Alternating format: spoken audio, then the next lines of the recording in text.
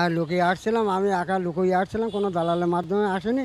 আসি একজনের বাড়িতে কাজকর্ম করে চোখ চিকিৎসা করে দেশের বাড়ির দেশে যাচ্ছি। জি 24 ঘন্টা ডিজিটাল পেজে আপনাকে স্বাগত। দর্শকরা গত 2-3 দিন ধরে একটা ছবি তারা দেখছেন, সেটা হচ্ছে এই যে অনুপ্রবেশকারীরা তারা ভারত ছেড়ে নিজের দেশে ফিরছেন। সেই ছবিটা আজকেও বদলায়নি। আজকে ঈদের দিনেও ঠিক উত্তর 24 পরগনার হাকিমপুর বর্ডারের কাছে যে চেকপোস্ট, তার পাশে একটি ঘরে অনুপ্রবেশকারীরা তারা যারা এতদিন ছিলেন ভারতে বা বিশেষ করে এই রাজ্যে পশ্চিমবঙ্গে, তারা চলে যাচ্ছেন এবং তারা এখানে রাত থেকে জমায়েত করেছেন। কিছুক্ষণ পর যে সরকারি কাজকর্ম সেটা শুরু হবে, তারপরে তারা আবার রওনা দেবেন। আমাদের সঙ্গে রয়েছে একজন ব্যক্তি যিনি 2-1 বছর এসছেন। আপনি কবে এসেছিলেন? আমি বছরখানে হয়েছে।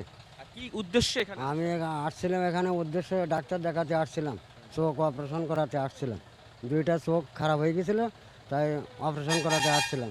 উনি এখন চলে যাচ্ছে। হ্যাঁ, কোরিয়া। কিভাবে এসেছিলেন? আমি একা একা চলে আসছিলাম, কোনো লুকিয়ে এসেছিলেন। হ্যাঁ লুকিয়ে আসছিলাম, আমি একা লুকিয়ে আসছিলাম, কোনো দালালের মাধ্যমে আসেনি। আসি একজনের বাড়িতে কাজকর্ম করে চোখ চিকিৎসা করে দেশের বাড়ির দেশে যাচ্ছি। একদমই এরমভাবে একাধিক ব্যক্তি যারা লুকিয়ে ভারতে এসছিল, যারা 20 বছর, কেউ 5 বছর, কেউ 7 বছর ছিল, কিন্তু সরকার মনোভাব স্পষ্ট করে দিয়েছে।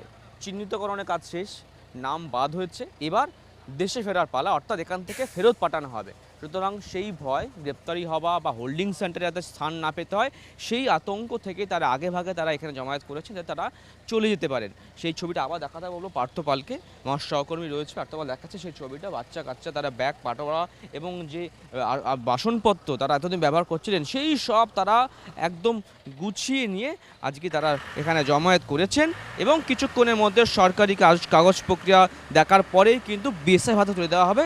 সেই বিএসএফ খানিকক্ষণ পর তাদেরকে বাংলাদেশের উদ্দেশ্যে রওনা পাঠিয়ে দেবে।